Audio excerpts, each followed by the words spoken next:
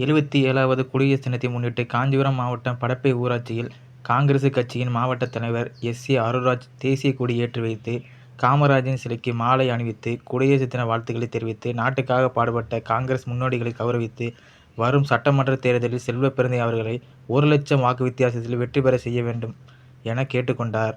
இதில் கழக நிர்வாகிகள் நிக்கோலஸ், குன்றத்தூர் வட்டார தலைவர் ஏழுமலை, இளைஞரணி மாவட்ட தலைவர் விவேகானந்தன், சிறுபான்மை பிரிவு மாவட்ட தலைவர் சாந்தமுருகன் உட்பட பலர் கலந்து கொண்டனர்.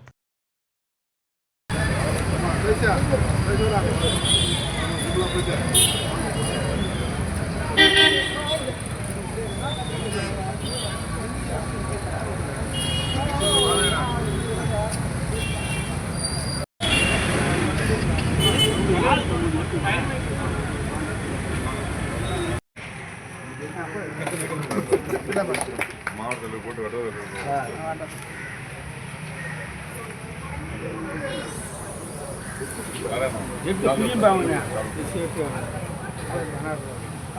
நிறைய இருக்கு ஒன்று போடுங்க.